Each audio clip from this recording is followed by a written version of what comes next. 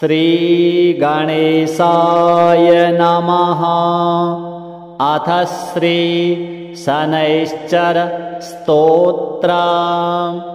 दशरथ उवाच कोलोऽन्तको रौद्रयमोऽथ बभ्रुः कृष्णः शनिः पिङ्गलमन्दशौरिः नित्यं स्मृतो यो हरते च पीडाम् तस्मै नमः श्रीरविनन्दनाय। सुरासुराः किं पुरुषोरगेन्द्रा गन्धर्वविद्याधरपन्नगाश्च पीड्यन्ति सर्वे विषमस्थितेन तस्मै नमः श्रीरविनन्दनाय। नरा नरेन्द्राः पशवो मृगेन्द्रा वन्याश्च ये कीटपतङ्गभृङ्गाः पीड्यन्ति सर्वे विषमस्थितेन तस्मै नमः श्रीरविनन्दनाय। देशाश्च दुर्गाणि वनानि यत्र सेनानिवेशाः पुरपत्तनानि पीड्यन्ति सर्वे विषमस्थितेन तस्मै नमः श्रीरविनन्दनाय। तिलैर्यवैर्मासगुडान्नदानैर्लोहेन नीलाम्बरदानतो वा प्रीणाति मन्त्रैर्निजवासरे च तस्मै नमः श्रीरविनन्दनाय। प्रयागकूले यमुनातटे च सरस्वती पुण्यजले गुहायां यो योगिनां ध्यानगतोऽपि सूक्ष्मस्तस्मै नमः श्रीरविनन्दनाय। अन्यप्रदेशात् स्वगृहं प्रविष्टस्तदीयवारे स नरः सुखी स्यात् गृहात् गतो यो न पुनः प्रयाति तस्मै नमः श्रीरविनन्दनाय। स्रष्टा स्वयंभूर्भुवनत्रयस्य त्राता हरीशो हरते पिनाकी एकस्त्रिधारिक् यजुः साममूर्तिस्तस्मै नमः श्रीरविनन्दनाय। शन्यष्टकं यः प्रयतः प्रभाते नित्यं सुपुत्रैः पशुबान्धवैश्च पठेत्तु सौख्यं भुवि भोगयुक्तः प्राप्नोति निर्वाणपदं तदन्ते। कोणस्थः पिङ्गलो बभ्रुः कृष्णो रौद्रोऽन्तको यमः शौरिः शनैश्चरो मन्दः पिप्पलादेन संस्तुतः। एतानि दश नामानि प्रातरुत्थाय यः पठेत् शनैश्चरकृता पीडा न कदाचित् भविष्यति। श्रीशनिदेवार्पणमस्तु। अथ श्री राहु स्तोत्रम्। राहुर्दानवमन्त्री च सिंहिका चित्तनन्दनः अर्धकायः सदा क्रोधी चन्द्रादित्यविमर्दनः रौद्रो रुद्रप्रियो दैत्यः स्वरभानुर्भानुभीतिदः ग्रहराजः सुधापायी राकातिथ्यभिलाषुकः कालदृष्टिः कालरूपः श्रीकण्ठहृदयाश्रयः विधुन्तुन्दः सैहिकेयो घोररूपो महाबलः ग्रहपीडाकरो दंष्ट्री रक्तनेत्रो महोदरः। 25 नामानि स्मृत्वा राहुं सदा नरः यः पठेन्महती पीडा तस्य नश्यति केवलम् आरोग्यपुत्रमतुलां श्रियं धान्यं पशुंस्तथा ददाति राहुस्तस्मै यः पठते स्तोत्रमुत्तमं सततं पठते यस्तु जीवेद्वर्षशतं नरः। श्रीराहुदेवार्पणमस्तु। अथ केतुस्तोत्र केतुः कालः कलयिता धूम्रकेतुर्विवर्णकः लोककेतुर्महाकेतुः सर्वकेतुर्भयप्रदः रौद्रो रुद्रप्रियो रुद्रः क्रूरकर्मा सुगन्धधृक् पलासधूम्रसङ्काशश्चित्रयज्ञोपवीतधृक् तारागणविमर्दी च जैमिनेयो ग्रहाधिपः पञ्चविंशतिनामानि केतुर्यः सततं पठेत् तस्य नश्यति बाधा च सर्वकेतुप्रसादतः धनधान्यपशूनां च भवेद्वृद्धिर्न संशयः श्रीकेतुदेवार्पणमस्तु। अथ श्री हनुमत् पञ्चरत्न स्तोत्रम्। शं शं शं सिद्धनाथं प्रणमति चरणं वायुपुत्रं च रौद्रं वं वं वं विश्वरूपं हह हह हसितं गर्जितं मेघक्षत्रं तं तं त्रैलोक्यनाथं तपति दिनकरं तं त्रिनेत्रस्वरूपं कं कं कन्दर्पवश्यं कमलमनहरं साकिनीकालरूपं रं रं रं रामदूतं रणगजदमितं रावणच्छेददक्षं बं बं बं बालरूपं नतगिरिचरणं कम्पितं सूर्यबिम्बं मं मं मं मन्त्रसिद्धिं कपिकुलतिलकं मर्दनं शाकिनीनां हुं हुं हुङ्कारबीजं हनति हनुमतं हन्यते शत्रुसैन्यं दं दं दं दीर्घरूपं धरकरशिखरं पातितं मेघनादम् ॐ ॐ उच्चाटितं वै सकलभुवतलं योगिनीवृन्दरूपं क्षं क्षं क्षं क्षिप्रवेगं क्रमति च जलधिं ज्वालितं रक्षदुर्गं क्षें क्षें क्षें क्षेमतत्त्वं धनुरुहकुलं मुच्यते बिम्बकारं कं कं कं कालदुष्टं जलनिधितरणं राक्षसानां विनाशे दक्षं श्रेष्ठं कवीनां त्रिभुवनचरतां प्राणिनां प्राणरूपं ह्रां ह्रां ह्रां ह्रासतत्त्वं त्रिभुवनरचितं दैवतं सर्वभूते देवानां च त्रयाणां फणिभुवनधरं व्यापकं वायुरूपं त्वं त्वं त्वं वेदतत्त्वं बहुरिचयजुषं सामचाथर्वरूपं कं कं कं कन्दने त्वं ननु कमलतले राक्षसान् रौद्ररूपान् खं खं खं खड्गहस्तं झटिति भुवितले त्रोटितं नागपाशम् ॐ ॐ ओंकाररूपं त्रिभुवनपठितं वेदमन्त्राधिमन्त्रं संग्रामे शत्रुमध्ये जलनिधितरणे व्याघ्रसिंहे च सर्पे राजद्वारे च मार्गे गिरिगुहविवरे चोषरे कन्दरे वा भूतप्रेतादियुक्ते ग्रहगणविषये साकिनी डाकिनीनां देशे विस्फोटकानां ज्वरवमनशिरः पीडने नाशकस्त्वं श्रीहनुमद्देवार्पणमस्तु। अथ श्री शनैश्चर स्तोत्रम्।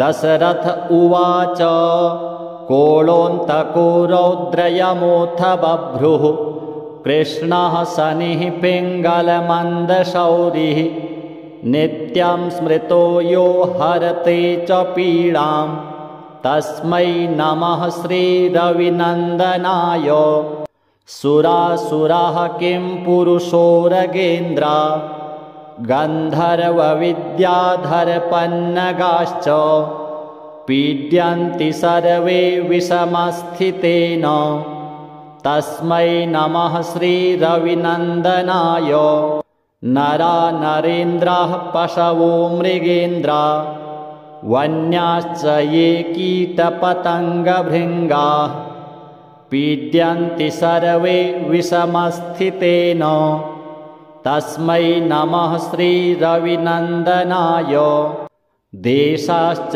दुर्गाणि वनानि यत्र सेनानिवेशाः पुरपत्तनानि पीड्यन्ति सर्वे विषमस्थितेन तस्मै नमः श्रीरविनन्दनाय तिलैर्यवैर्मासगुडान्नदानैर्लोहेन नीलाम्बरदानतो वा प्रीणाति मन्त्रैर्निजवासरे च तस्मै नमः श्रीरविनन्दनाय प्रयागकूले यमुनातटे च सरस्वती पुण्यजले गुहायां यो योगिनां ध्यानगतोऽपि सूक्ष्मस्तस्मै नमः श्रीरविनन्दनाय अन्यप्रदेशात् स्वगृहं प्रविष्टस्तदीयवारे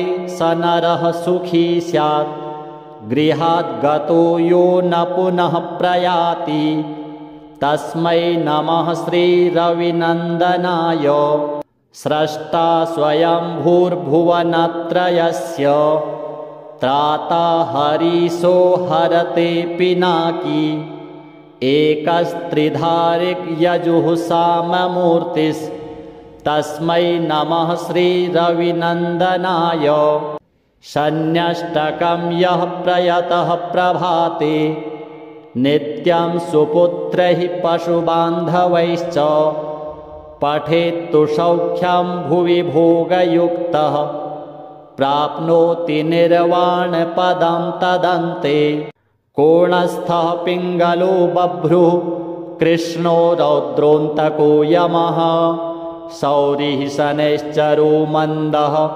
पिप्पलादेन संस्तुतः एतानि 10 नामानि प्रातरुत्थाय यः पठेत् शनैश्चरकृता पीडा न कदाचित् भविष्यति श्रीशनिदेवार्पणमस्तु।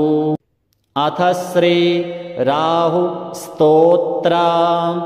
राहुर्दानवमन्त्री च सिंहिका चित्तनन्दनः अर्धकायः सदा क्रोधी चन्द्रादित्यविमर्दनः रौद्रो रुद्रप्रियो दैत्यः स्वरभानुर्भानुभीतिदः ग्रहराजः सुधापायी राकातिथ्यभिलाषुकः कालदृष्टिः कालरूपः श्रीकण्ठहृदयाश्रयः विधुन्तुन्दः सैहिकेयो घोररूपो महाबलः ग्रहपीडाकरो दंष्ट्री रक्तनेत्रो महोदरः 25 नामानि स्मृत्वा राहुं सदा नरः यः पठेन्महती पीडा तस्य नश्यति केवलम् आरोग्यपुत्रमतुलां श्रियं धान्यं पशुंस्तथा ददाति राहुस्तस्मै यः पठते स्तोत्रमुत्तमं सततं पठते यस्तु जीवेद्वर्षशतं नरः श्रीराहुदेवार्पणमस्तु। अथ केतुस्तोत्र। केतुः कालः कलयिता धूम्रकेतुर्विवर्णकः लोककेतुर्महाकेतुः सर्वकेतुर्भयप्रदः रौद्रो रुद्रप्रियो रुद्रः क्रूरकर्मा सुगन्धधृक् पलाशधूम्रसङ्काशश्चित्रयज्ञोपवीतधृक् तारागणविमर्दी च जैमिनेयो ग्रहाधिपः 25 नामानि केतुर्यः सततं पठेत् तस्य नश्यति बाधा च सर्वकेतुप्रसादतः धनधान्यपशूनां च भवेद्वृद्धिर्न संशयः श्रीकेतुदेवार्पणमस्तु। अथ श्री हनुमत् पञ्चरत्न स्तोत्रम्। शं शं शं सिद्धनाथं प्रणमति चरणं वायुपुत्रं च रौद्रं वं वं वं विश्वरूपं हसितं गर्जितं मेघक्षत्रं तं तं त्रैलोक्यनाथं तपति दिनकरं तं त्रिनेत्रस्वरूपं कं कं कन्दर्पवश्यं कमलमनहरं साकिनीकालरूपं रं रं रं रामदूतं रणगजदमितं रावणच्छेददक्षं बं बं बं बालरूपं नतगिरिचरणं कम्पितं सूर्यबिम्बं मं मं मं मन्त्रसिद्धिं कपिकुलतिलकं मर्दनं शाकिनीनां हुं हुं हुङ्कारबीजं हनति हनुमतं हन्यते शत्रुसैन्यं दं दं दं दीर्घरूपं धरकरशिखरं पातितं मेघनादम् ॐ ॐ उच्चाटितं वै सकलभुवतलं योगिनीवृन्दरूपं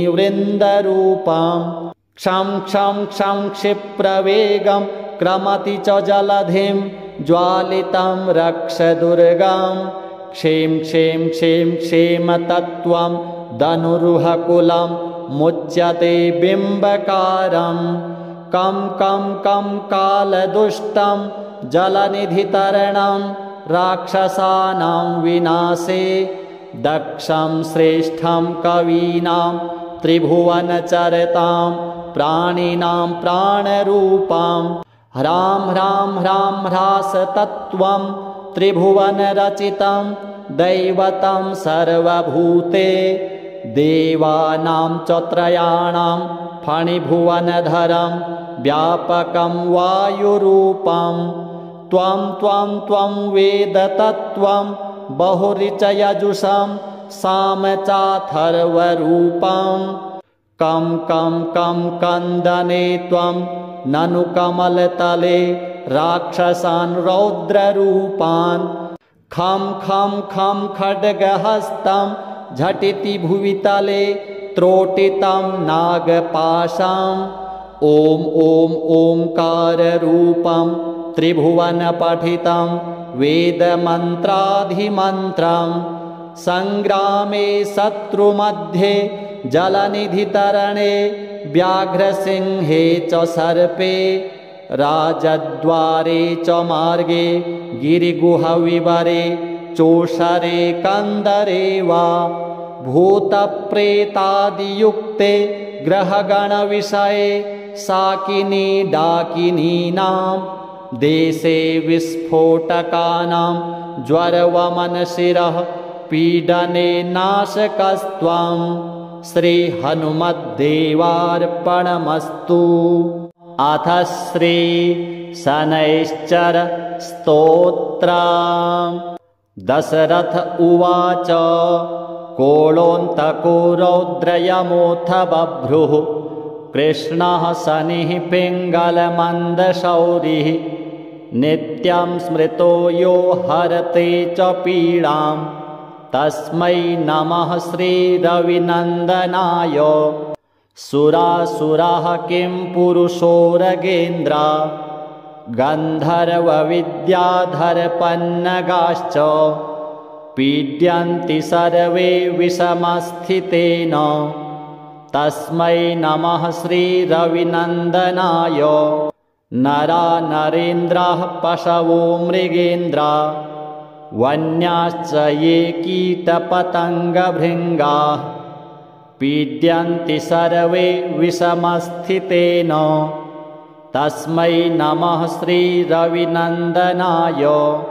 देशाश्च दुर्गाणि वनानि यत्र सेनानिवेशाः पुरपत्तनानि पीड्यन्ति सर्वे विषमस्थितेन। तस्मै नमः श्रीरविनन्दनाय। तिलैर्यवैर्मासगुडान्नदानैर्लोहेन नीलाम्बरदानतो वा प्रीणाति मन्त्रैर्निजवासरे च। तस्मै नमः श्रीरविनन्दनाय। प्रयागकूले यमुनातटे च सरस्वती पुण्यजले गुहायां यो योगिनां ध्यानगतोऽपि सूक्ष्मस्तस्मै नमः श्रीरविनन्दनाय। अन्यप्रदेशात् स्वगृहं प्रविष्टस्तदीयवारे स नरः सुखी स्यात्। गृहात् गतो यो न पुनः प्रयाति तस्मै नमः श्रीरविनन्दनाय। स्रष्टा स्वयंभूर्भुवनत्रयस्य त्राता हरीशो हरते पिनाकी। एकस्त्रिधारिक यजुः साममूर्तिस्तस्मै नमः श्रीरविनन्दनाय।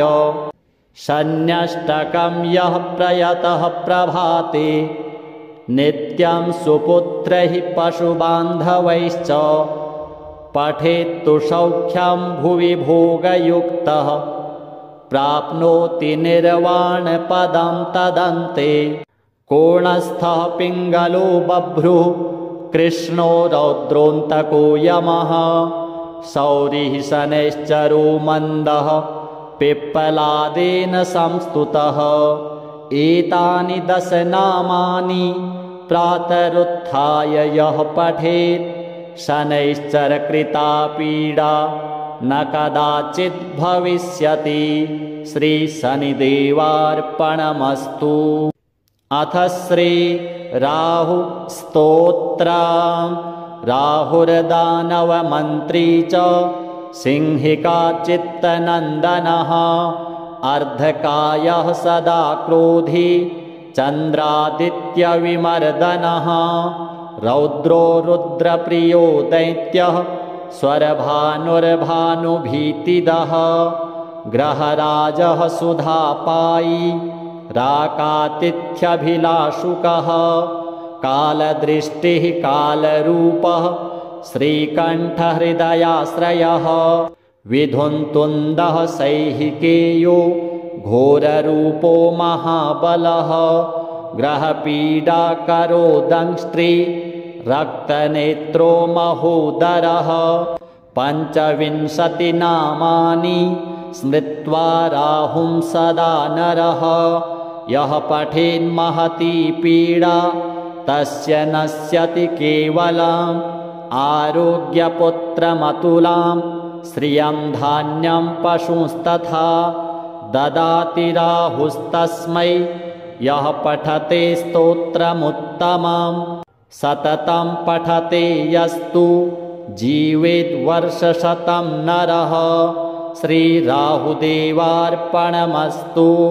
अथ केतुस्तोत्रम्। केतुः कालः कलयिता धूम्रकेतुर्विवर्णकः। लोककेतुर्महाकेतुः सर्वकेतुर्भयप्रदः। रौद्रो रुद्रप्रियो रुद्रः क्रूरकर्मा सुगन्धधृक्। पलाशधूम्रसङ्काशश्चित्रयज्ञोपवीतधृक्। तारागणविमर्दी च जैमिनेयो ग्रहाधिपः।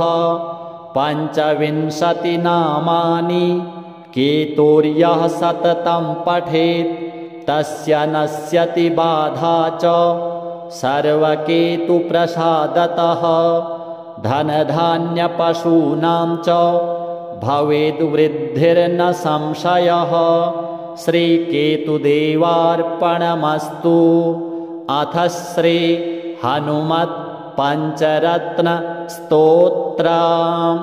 शं शं शं सिद्धनाथं प्रणमति चरणं वायुपुत्रं च रौद्रं वं वं वं विश्वरूपं हसितं गर्जितं मेघक्षत्रं तं तं त्रैलोक्यनाथं तपति दिनकरं तं त्रिनेत्रस्वरूपं कं कन्दर्पवश्यं कमलमनहरं साकिनीकालरूपं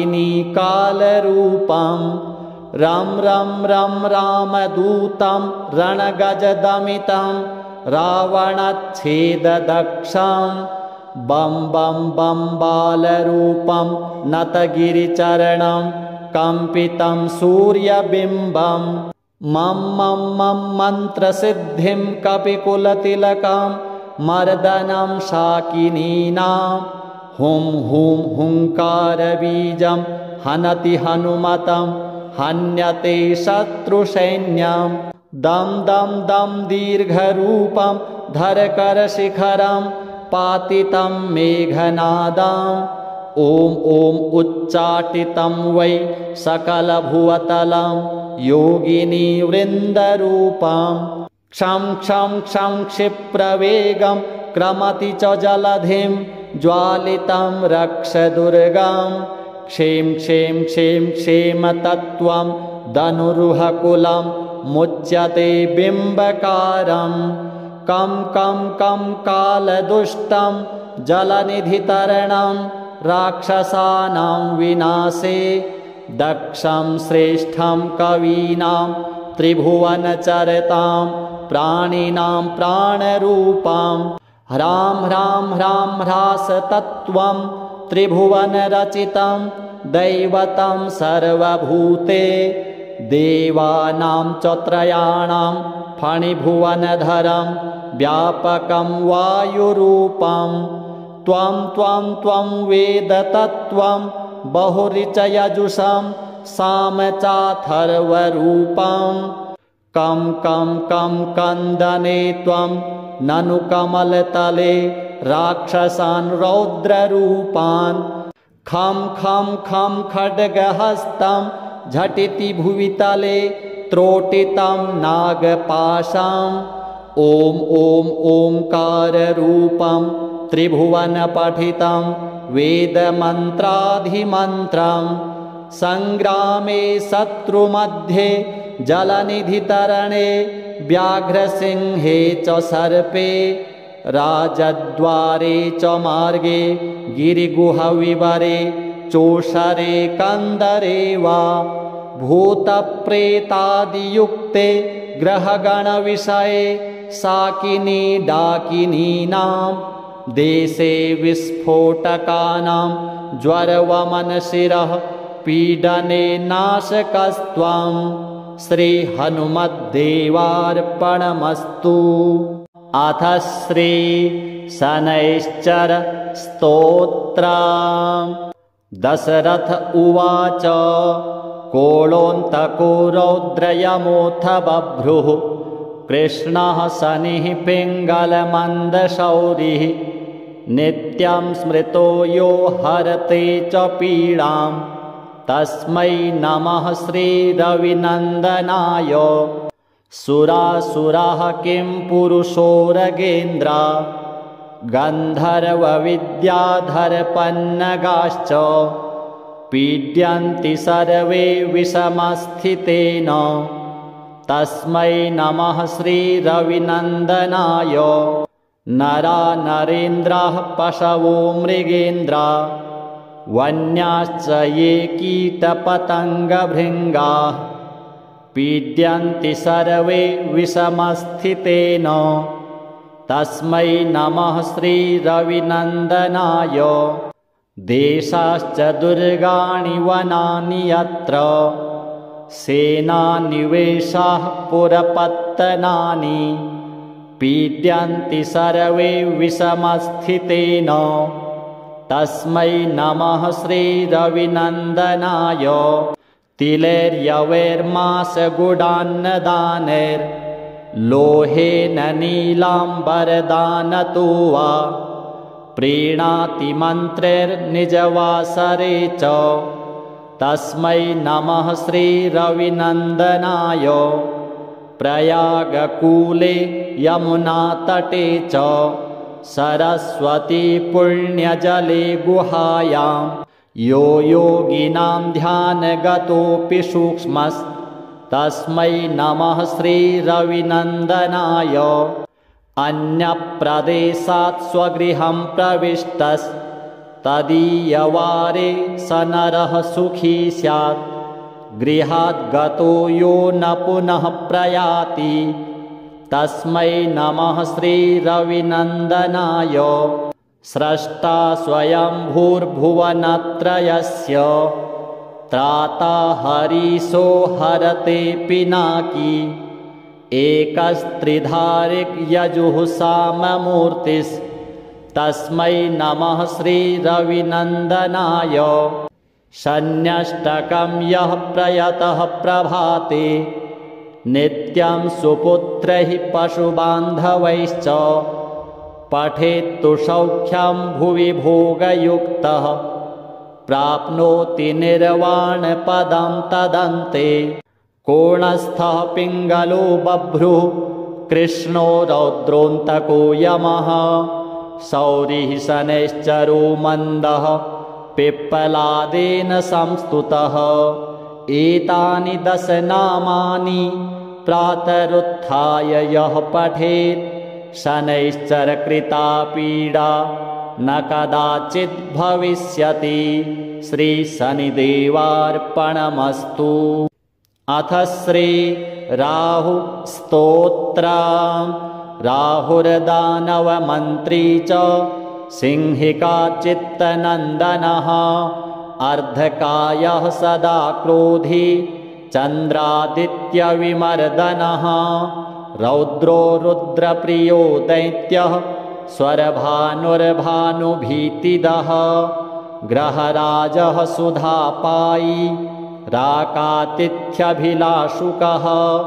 कालदृष्टिः कालरूपः श्रीकण्ठहृदयाश्रयः विधुन्तुन्दः सैहिकेयो घोररूपो महाबलः ग्रहपीडाकरो दंष्ट्री रक्तनेत्रो महोदरः 25 नामानि स्मृत्वा राहुं सदा नरः यः पठेन्महती पीडा तस्य नश्यति केवलम् आरोग्यपुत्रमतुलां श्रियं धान्यं पशुंस्तथा ददाति राहुस्तस्मै यः पठते स्तोत्रमुत्तमं सततं पठते यस्तु जीवेद्वर्षशतं नरः। श्रीराहुदेवार्पणमस्तु। अथ केतुस्तोत्र।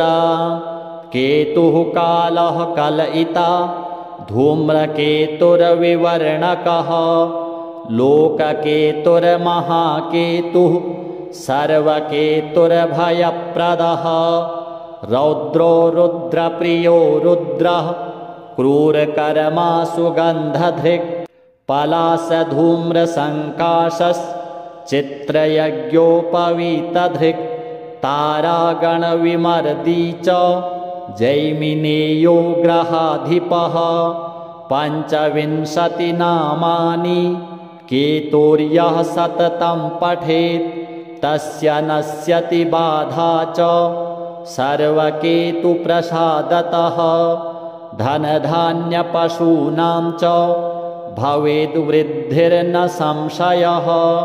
श्रीकेतुदेवार्पणमस्तु। अथ श्री हनुमत् पञ्चरत्न स्तोत्रम्। शं शं शं सिद्धनाथं प्रणमति चरणं वायुपुत्रं च रौद्रं वं वं वं विश्वरूपं हह हह हसितं गर्जितं मेघक्षत्रं तं तं त्रैलोक्यनाथं तपति दिनकरं तं त्रिनेत्रस्वरूपं कं कं कन्दर्पवश्यं कमलमनहरं साकिनीकालरूपं रं रं रं रामदूतं रणगजदमितं रावणच्छेददक्षं बं बं बं बालरूपं नतगिरिचरणं कम्पितं सूर्यबिम्बं मं मं मं मन्त्रसिद्धिं कपिकुलतिलकं मर्दनं शाकिनीनां हुं हुं हुङ्कारबीजं हनति हनुमतं हन्यते शत्रुसैन्यं दं दं दं दीर्घरूपं धरकरशिखरं पातितं मेघनादम् ॐ ॐ उच्चाटितं वै सकलभुवतलं योगिनीवृन्दरूपं क्षं क्षं क्षं क्षिप्रवेगं क्रमति च जलधिं ज्वालितं रक्षदुर्गं क्षें क्षें क्षें क्षेमतत्त्वं धनुरुहकुलं मुच्यते बिम्बकारं कं कं कं कालदुष्टं जलनिधितरणं राक्षसानां विनाशे दक्षं श्रेष्ठं कवीनां त्रिभुवनचरतां प्राणिनां प्राणरूपं ह्रां ह्रां ह्रां ह्रासतत्त्वं त्रिभुवनरचितं दैवतं सर्वभूते देवानां च त्रयाणां फणिभुवनधरं व्यापकं वायुरूपं त्वं त्वं त्वं वेदतत्त्वं बहुरिचयजुषं सामचाथर्वरूपं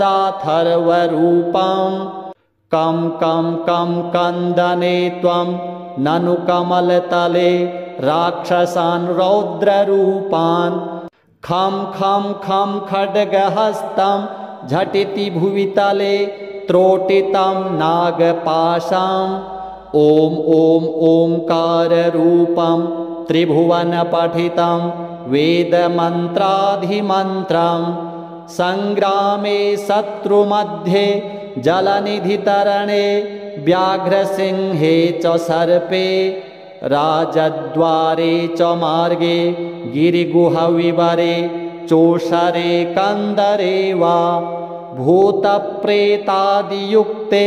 ग्रहगणविषये साकिनी डाकिनीनां देशे विस्फोटकानां ज्वरवमनशिरः पीडने नाशकस्त्वं श्रीहनुमद्देवार्पणमस्तु। अथ श्री शनैश्चर स्तोत्रम्। दशरथ उवाच कोलोऽन्तको रौद्रयमोऽथ बभ्रुः कृष्णः शनिः पिङ्गलमन्दशौरिः नित्यं स्मृतो यो हरते च पीडां तस्मै नमः श्रीरविनन्दनाय। सुरासुराः किं पुरुषोरगेन्द्रा गन्धर्वविद्याधरपन्नगाश्च पीड्यन्ति सर्वे विषमस्थितेन तस्मै नमः श्रीरविनन्दनाय। नरा नरेन्द्राः पशवो मृगेन्द्रा वन्याश्च ये कीटपतङ्गभृङ्गाः पीड्यन्ति सर्वे विषमस्थितेन तस्मै नमः श्रीरविनन्दनाय।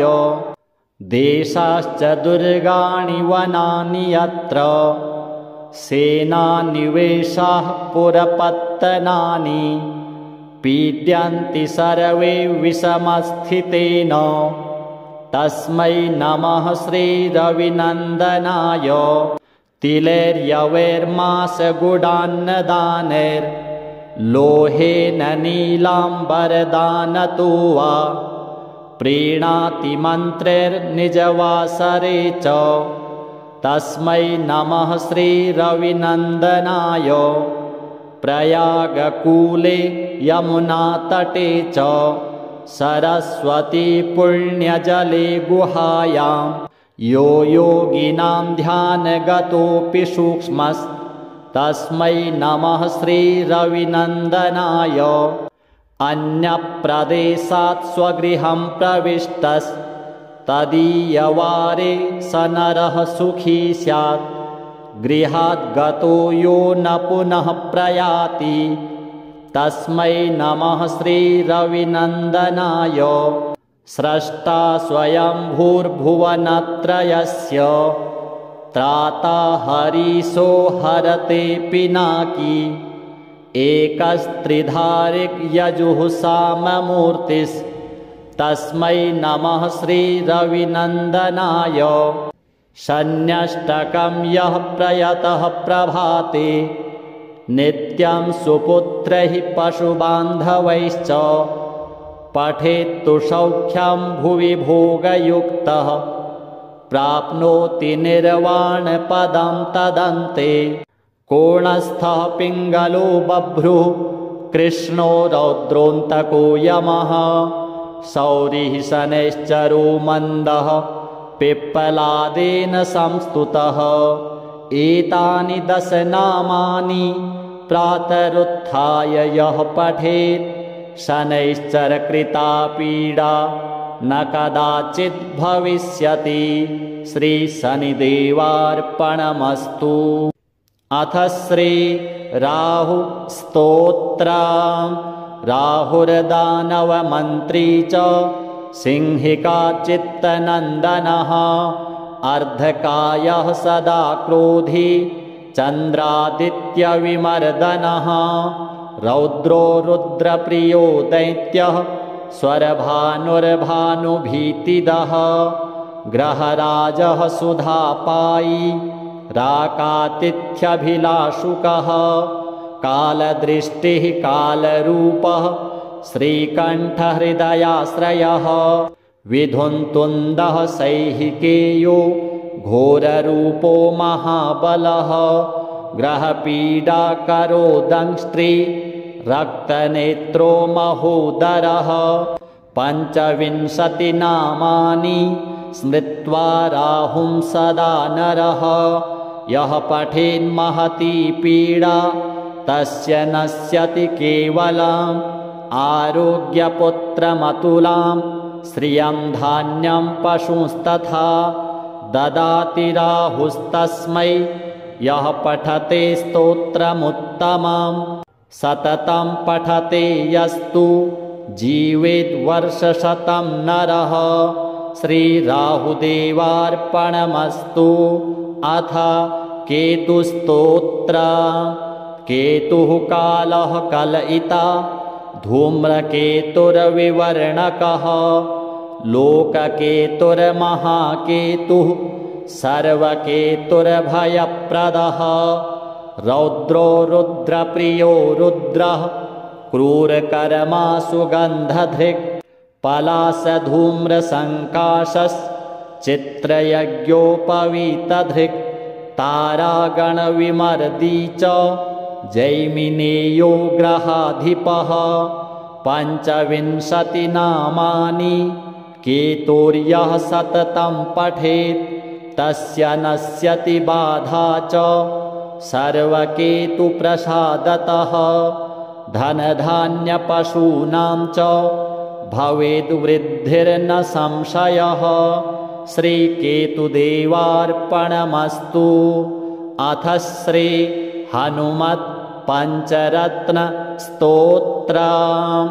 शं शं शं सिद्धनाथं प्रणमति चरणं वायुपुत्रं च रौद्रं वं वं वं विश्वरूपं हह हह हसितं गर्जितं मेघक्षत्रं तं तं त्रैलोक्यनाथं तपति दिनकरं तं त्रिनेत्रस्वरूपं कं कं कन्दर्पवश्यं कमलमनहरं साकिनीकालरूपं रं रं रं रामदूतं रणगजदमितं रावणच्छेददक्षं बं बं बं बालरूपं नतगिरिचरणं कम्पितं सूर्यबिम्बं मं मं मं मन्त्रसिद्धिं कपिकुलतिलकं मर्दनं शाकिनीनां हुं हुं हुङ्कारबीजं हनति हनुमतं हन्यते शत्रुसैन्यं दं दं दं दीर्घरूपं धरकरशिखरं पातितं मेघनादम् ॐ ॐ उच्चाटितं वै सकलभुवतलं योगिनी वृन्दरूपं क्षं क्षं क्षं क्षिप्रवेगं क्रमति च जलधिं ज्वालितं रक्षदुर्गं क्षें क्षें क्षें क्षेमतत्त्वं धनुरुहकुलं मुच्यते बिम्बकारं कं कं कं कालदुष्टं जलनिधितरणं राक्षसानां विनाशे दक्षं श्रेष्ठं कवीनां त्रिभुवनचरतां प्राणिनां प्राणरूपं ह्रां ह्रां ह्रां ह्रासतत्त्वं त्रिभुवनरचितं दैवतं सर्वभूते देवानां च त्रयाणां फणिभुवनधरं व्यापकं वायुरूपं त्वं त्वं त्वं वेदतत्त्वं बहुरिचयजुषं सामचाथर्वरूपं कं कं कं कन्दने त्वं ननु कमलतले राक्षसान् रौद्ररूपान् खं खं खं खड्गहस्तं झटिति भुवितले त्रोटितं नागपाशम् ॐ ॐ ओंकाररूपं त्रिभुवनपठितं वेदमन्त्राधिमन्त्रं संग्रामे शत्रुमध्ये जलनिधितरणे व्याघ्रसिंहे च सर्पे राजद्वारे च मार्गे गिरिगुहविवरे चोषरे कंदरे वा भूतप्रेतादियुक्ते ग्रहगणविषये साकिनी डाकिनीनां देशे विस्फोटकानां ज्वरवमनशिरः पीडने नाशकस्त्वं श्रीहनुमद्देवार्पणमस्तु। अथ श्री शनैश्चर स्तोत्रम्। दशरथ उवाच कोलोऽन्तको रौद्रयमोऽथ बभ्रुः कृष्णः शनिः पिङ्गलमन्दशौरिः नित्यं स्मृतो यो हरते च पीडां तस्मै नमः श्रीरविनन्दनाय। सुरासुराः किं पुरुषोरगेन्द्रा गन्धर्वविद्याधरपन्नगाश्च पीड्यन्ति सर्वे विषमस्थितेन तस्मै नमः श्रीरविनन्दनाय। नरा नरेन्द्राः पशवो मृगेन्द्रा वन्याश्च ये कीटपतङ्गभृङ्गाः पीड्यन्ति सर्वे विषमस्थितेन तस्मै नमः श्रीरविनन्दनाय। देशाश्च दुर्गाणि वनानि यत्र सेनानिवेशाः पुरपत्तनानि पीड्यन्ति सर्वे विषमस्थितेन तस्मै नमः श्रीरविनन्दनाय। तिलैर्यवैर्मासगुडान्नदानैर्लोहेन नीलाम्बरदानतो वा प्रीणाति मन्त्रैर्निजवासरे च तस्मै नमः श्रीरविनन्दनाय। प्रयागकूले यमुनातटे च सरस्वती पुण्यजले गुहायां यो योगिनां ध्यानगतोऽपि सूक्ष्मस्तस्मै नमः श्रीरविनन्दनाय। अन्यप्रदेशात् स्वगृहं प्रविष्टस्तदीयवारे स नरः सुखी स्यात् गृहात् गतो यो न पुनः प्रयाति तस्मै नमः श्रीरविनन्दनाय। स्रष्टा स्वयंभूर्भुवनत्रयस्य त्राता हरीशो हरते पिनाकी एकस्त्रिधारिक यजुः साममूर्तिस्तस्मै नमः श्रीरविनन्दनाय। शन्यष्टकं यः प्रयतः प्रभाते नित्यं सुपुत्रैः पशुबान्धवैश्च पठेत्तु सौख्यं भुवि भोगयुक्तः प्राप्नोति निर्वाणपदं तदन्ते कोणस्थः पिङ्गलो बभ्रुः कृष्णो रौद्रोऽन्तको यमः शौरिः शनैश्चरो मन्दः पिप्पलादेन संस्तुतः एतानि 10 नामानि प्रातरुत्थाय यः पठेत् शनैश्चरकृता पीडा न कदाचित् भविष्यति। श्रीशनिदेवार्पणमस्तु। अथ श्री राहु स्तोत्रम्।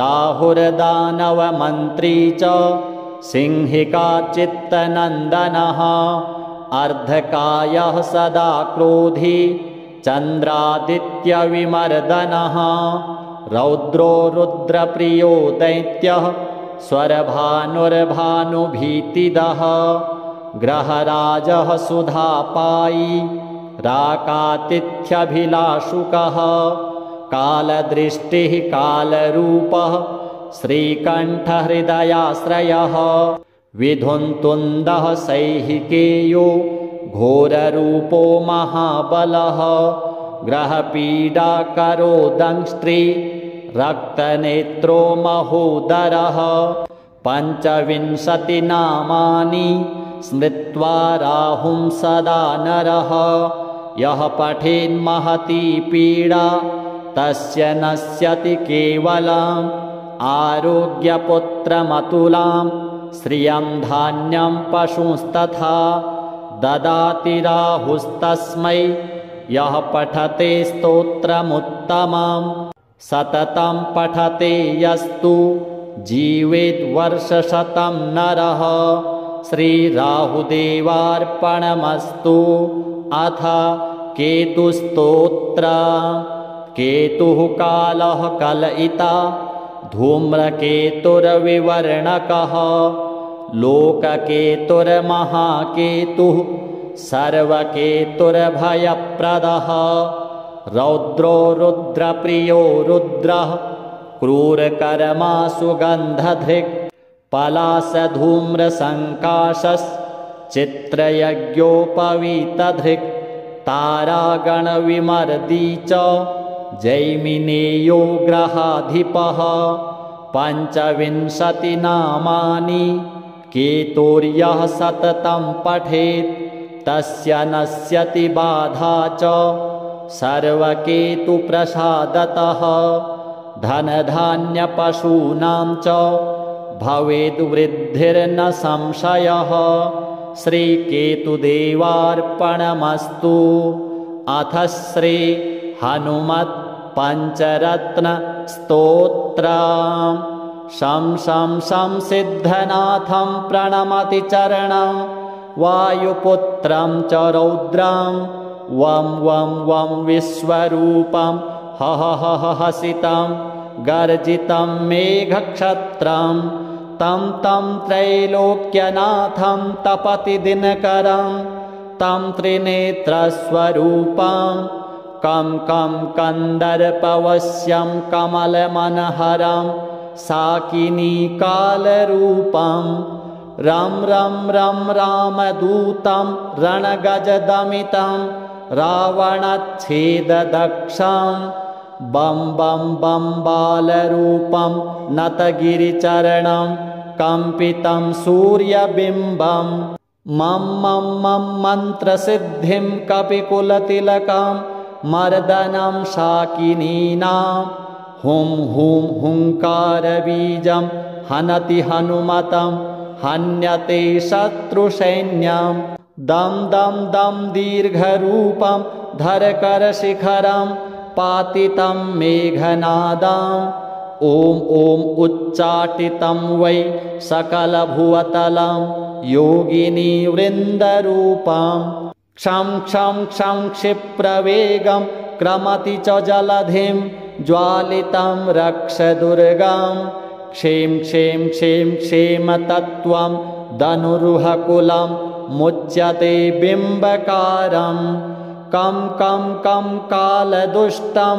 जलनिधितरणं राक्षसानां विनाशे दक्षं श्रेष्ठं कवीनां त्रिभुवनचरतां प्राणिनां प्राणरूपां ह्रां ह्रां ह्रां ह्रासतत्त्वं त्रिभुवनरचितं दैवतं सर्वभूते देवानां च त्रयाणां फणिभुवनधरं व्यापकं वायुरूपं त्वं त्वं त्वं वेदतत्त्वं बहुरिचयजुषं सामचाथर्वरूपं कं कं कं कन्दने त्वं ननु कमलतले राक्षसान् रौद्ररूपान् खं खं खं खड्गहस्तं झटिति भुवितले त्रोटितं नागपाशाम् ॐ ॐ ओंकाररूपं त्रिभुवनपठितं वेदमन्त्राधिमन्त्रं संग्रामे शत्रुमध्ये जलनिधितरणे व्याघ्रसिंहे च सर्पे राजद्वारे च मार्गे गिरिगुहविवरे चोषरे कन्दरे वा भूतप्रेतादियुक्ते ग्रहगणविषये साकिनी डाकिनीनां देशे विस्फोटकानां ज्वरवमनशिरः पीडने नाशकस्त्वं श्रीहनुमद्देवार्पणमस्तु। अथ श्री शनैश्चर स्तोत्रम्। दशरथ उवाच कोलोऽन्तको रौद्रयमोऽथ बभ्रुः कृष्णः शनिः पिङ्गलमन्दशौरिः नित्यं स्मृतो यो हरते च पीडां तस्मै नमः श्रीरविनन्दनाय। सुरासुराः किं पुरुषोरगेन्द्रा गन्धर्वविद्याधरपन्नगाश्च पीड्यन्ति सर्वे विषमस्थितेन तस्मै नमः श्रीरविनन्दनाय। नरा नरेन्द्राः पशवो मृगेन्द्रा वन्याश्च ये कीटपतङ्गभृङ्गाः पीड्यन्ति सर्वे विषमस्थितेन तस्मै नमः श्रीरविनन्दनाय। देशाश्च दुर्गाणि वनानि यत्र सेनानिवेशाः पुरपत्तनानि पीड्यन्ति सर्वे विषमस्थितेन तस्मै नमः श्रीरविनन्दनाय। तिलैर्यवैर्मासगुडान्नदानैर्लोहेन नीलाम्बरदानतो वा प्रीणाति मन्त्रैर्निजवासरे च तस्मै नमः श्रीरविनन्दनाय। प्रयागकूले यमुनातटे च सरस्वती पुण्यजले गुहायां यो योगिनां ध्यानगतोऽपि सूक्ष्मस्तस्मै नमः श्रीरविनन्दनाय। अन्यप्रदेशात् स्वगृहं प्रविष्टस्तदीयवारे स नरः सुखी स्यात् गृहात् गतो यो न पुनः प्रयाति तस्मै नमः श्रीरविनन्दनाय। स्रष्टा स्वयंभूर्भुवनत्रयस्य त्राता हरीशो हरते पिनाकी एकस्त्रिधारिक यजुः साममूर्तिस्तस्मै नमः श्रीरविनन्दनाय। शन्यष्टकं यः प्रयतः प्रभाते नित्यं सुपुत्रैः पशुबान्धवैश्च पठेत्तु सौख्यं भुवि भोगयुक्तः प्राप्नोति निर्वाणपदं तदन्ते। कोणस्थः पिङ्गलो बभ्रुः कृष्णो रौद्रोऽन्तको यमः शौरिः शनैश्चरो मन्दः पिप्पलादेन संस्तुतः। एतानि 10 नामानि प्रातरुत्थाय यः पठेत् शनैश्चरकृता पीडा न कदाचित् भविष्यति। श्रीशनिदेवार्पणमस्तु। अथ श्री राहुस्तोत्रम्। राहुर्दानवमन्त्री च सिंहिका चित्तनन्दनः। अर्धकायः सदा क्रोधी चन्द्रादित्यविमर्दनः।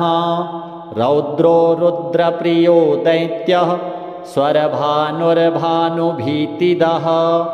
ग्रहराजः सुधापायी राकातिथ्यभिलाषुकः। कालदृष्टिः कालरूपः श्रीकण्ठहृदयाश्रयः। विधुन्तुन्दः सैहिकेयो घोररूपो महाबलः। ग्रहपीडाकरो दंष्ट्री रक्तनेत्रो महोदरः। 25 नामानि स्मृत्वा राहुं सदा नरः। यः पठेन्महती पीडा तस्य नश्यति केवलम्। आरोग्यपुत्रमतुलां श्रियं धान्यं पशुंस्तथा ददाति राहुस्तस्मै। यः पठते स्तोत्रमुत्तमं सततं पठते यस्तु जीवेद्वर्षशतं नरः। श्रीराहुदेवार्पणमस्तु। अथ केतुस्तोत्रम्। केतुः कालः कलयिता धूम्रकेतुर्विवर्णकः। लोककेतुर्महाकेतुः सर्वकेतुर्भयप्रदः। रौद्रो रुद्रप्रियो रुद्रः क्रूरकर्मा सुगन्धधृक्। पलाशधूम्रसङ्काशश्चित्रयज्ञोपवीतधृक्। तारागणविमर्दी च जैमिनेयो ग्रहाधिपः। 25 नामानि केतुर्यः सततं पठेत् तस्य नश्यति बाधा च सर्वकेतुप्रसादतः। धनधान्यपशूनां च भवेद्वृद्धिर्न संशयः। श्रीकेतुदेवार्पणमस्तु। अथ श्री हनुमत् पञ्चरत्नस्तोत्रम्। शं शं शं सिद्धनाथं प्रणमति चरणं। वायुपुत्रं च रौद्रं वं वं वं विश्वरूपं हसितं गर्जितं मेघक्षत्रं। तं तं त्रैलोक्यनाथं तपति दिनकरं। तं त्रिनेत्रस्वरूपं कं कं कन्दर्पवश्यं कमलमनहरं साकिनीकालरूपं। रं रं रं रामदूतं रणगजदमितं रावणच्छेददक्षं। बं बं बं बालरूपं नतगिरिचरणं कम्पितं सूर्यबिम्बं। मं मं मं मन्त्रसिद्धिं कपिकुलतिलकं मर्दनं शाकिनीनां। हुं हुं हुङ्कारबीजं हनति हनुमतं हन्यते शत्रुसैन्यं। दं दं दं दीर्घरूपं धरकरशिखरं पातितं मेघनादम्। ॐ ॐ उच्चाटितं वै सकलभुवतलं योगिनीवृन्दरूपं। क्षं क्षं क्षं क्षिप्रवेगं क्रमति च जलधिं ज्वालितं रक्षदुर्गं। क्षें क्षें क्षें क्षेमतत्त्वं धनुरुहकुलं मुच्यते बिम्बकारं। कं कं कं कालदुष्टं जलनिधितरणं राक्षसानां विनाशे। दक्षं श्रेष्ठं कवीनां त्रिभुवनचरतां प्राणिनां प्राणरूपं। ह्रां ह्रां ह्रां ह्रासतत्त्वं त्रिभुवनरचितं दैवतं सर्वभूते। देवानां च त्रयाणां फणिभुवनधरं व्यापकं वायुरूपं। त्वं त्वं त्वं वेदतत्त्वं बहुरिचयजुषं साम चाथर्वरूपम् कं कं कं कन्दने त्वं ननु कमलतले राक्षसान् रौद्ररूपान् खं खं खं खड्गहस्तं झटिति भुवितले त्रोटितं नागपाशाम् ॐ ॐ ओंकाररूपं त्रिभुवनपठितं वेदमन्त्राधिमन्त्रं संग्रामे शत्रुमध्ये जलनिधितरणे व्याघ्रसिंहे च सर्पे राजद्वारे च मार्गे गिरिगुहविवरे चोषरे कन्दरे वा भूतप्रेतादियुक्ते ग्रहगणविषये साकिनी डाकिनीनां देशे विस्फोटकानां ज्वरवमनशिरः पीडने नाशकस्त्वं श्रीहनुमद्देवार्पणमस्तु। अथ श्री शनैश्चर स्तोत्रम्। दशरथ उवाच कोलोऽन्तको रौद्रयमोऽथ बभ्रुः कृष्णः शनिः पिङ्गलमन्दशौरिः नित्यं स्मृतो यो हरते च पीडां तस्मै नमः श्रीरविनन्दनाय। सुरासुराः किं पुरुषोरगेन्द्रा गन्धर्वविद्याधरपन्नगाश्च पीड्यन्ति सर्वे विषमस्थितेन तस्मै नमः श्रीरविनन्दनाय। नरा नरेन्द्राः पशवो मृगेन्द्रा वन्याश्च ये कीटपतङ्गभृङ्गाः पीड्यन्ति सर्वे विषमस्थितेन तस्मै नमः श्रीरविनन्दनाय। देशाश्च दुर्गाणि वनानि यत्र सेनानिवेशाः पुरपत्तनानि पीड्यन्ति सर्वे विषमस्थितेन तस्मै नमः श्रीरविनन्दनाय।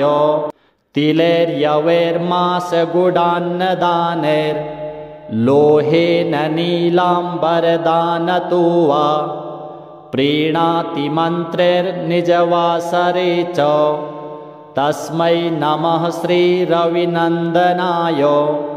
प्रयागकूले यमुनातटे च सरस्वती पुण्यजले गुहायां यो योगिनां ध्यानगतोऽपि सूक्ष्मस्तस्मै नमः श्रीरविनन्दनाय। अन्यप्रदेशात् स्वगृहं प्रविष्टस्तदीयवारे स नरः सुखी स्यात् गृहात् गतो यो न पुनः प्रयाति तस्मै नमः श्रीरविनन्दनाय। स्रष्टा स्वयंभूर्भुवनत्रयस्य त्राता हरीशो हरते पिनाकी एकस्त्रिधारिक् यजुः साममूर्तिस्तस्मै नमः श्रीरविनन्दनाय। शन्यष्टकं यः प्रयतः प्रभाते नित्यं सुपुत्रैः पशुबान्धवैश्च पठेत्तु सौख्यं भुवि भोगयुक्तः प्राप्नोति निर्वाणपदं तदन्ते।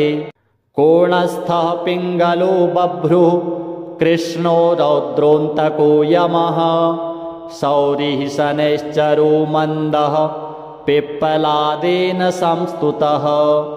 एतानि 10 नामानि प्रातरुत्थाय यः पठेत् शनैश्चरकृता पीडा न कदाचित् भविष्यति। श्रीशनिदेवार्पणमस्तु। अथ श्री राहु स्तोत्रम्। राहुर्दानवमन्त्री च सिंहिका चित्तनन्दनः अर्धकायः सदा क्रोधी चन्द्रादित्यविमर्दनः रौद्रो रुद्रप्रियो दैत्यः स्वरभानुर्भानुभीतिदः ग्रहराजः सुधापायी राकातिथ्यभिलाषुकः कालदृष्टिः कालरूपः श्रीकण्ठहृदयाश्रयः विधुन्तुन्दः सैहिकेयो घोररूपो महाबलः ग्रहपीडाकरो दंष्ट्री रक्तनेत्रो महोदरः 25 नामानि स्मृत्वा राहुं सदा नरः यः पठेन्महती पीडा तस्य नश्यति केवलम् आरोग्यपुत्रमतुलां श्रियं धान्यं पशुंस्तथा ददाति राहुस्तस्मै यः पठते स्तोत्रमुत्तमं सततं पठते यस्तु जीवेद्वर्षशतं नरः श्रीराहुदेवार्पणमस्तु अथ केतुस्तोत्र केतुः कालः कलयिता धूम्रकेतुर्विवर्णकः लोककेतुर्महाकेतुः सर्वकेतुर्भयप्रदः रौद्रो रुद्रप्रियो रुद्रः क्रूरकर्मा सुगन्धधृक् पलासधूम्रसङ्काशश्चित्रयज्ञोपवीतधृक् तारागणविमर्दी च जैमिनेयो ग्रहाधिपः 25 नामानि केतुर्यः सततं पठेत् तस्य नश्यति बाधा च सर्वकेतुप्रसादतः धनधान्यपशूनां च भवेद्वृद्धिर्न संशयः श्रीकेतुदेवार्पणमस्तु अथ श्री हनुमत् पञ्चरत्न स्तोत्रम् शं शं शं सिद्धनाथं प्रणमति चरणं वायुपुत्रं च रौद्रं वं वं वं विश्वरूपं हह हह हसितं गर्जितं मेघक्षत्रं तं तं त्रैलोक्यनाथं तपति दिनकरं तं त्रिनेत्रस्वरूपं कं कं कन्दर्पवश्यं कमलमनहरं साकिनीकालरूपं रं रं रं रामदूतं रणगजदमितं रावणच्छेददक्षं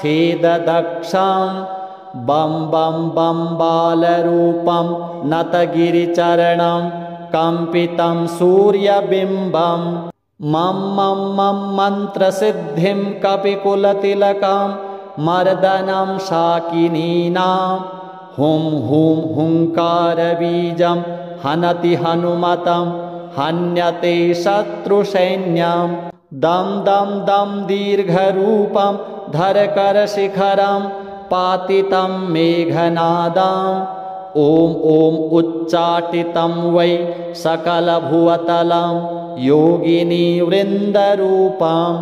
क्षं क्षं क्षं क्षिप्रवेगं क्रमति च जलधिं ज्वालितं रक्षदुर्गं क्षें क्षें क्षें क्षेमतत्त्वं धनुरुहकुलं मुच्यते बिम्बकारं कं कं कं कालदुष्टं जलनिधितरणं राक्षसानां विनाशे दक्षं श्रेष्ठं कवीनां त्रिभुवनचरतां प्राणिनां प्राणरूपं ह्रां ह्रां ह्रां ह्रासतत्त्वं त्रिभुवनरचितं दैवतं सर्वभूते देवानां च त्रयाणां फणिभुवनधरं व्यापकं वायुरूपं त्वं त्वं त्वं वेदतत्त्वं बहुरिचयजुषं सामचाथर्वरूपं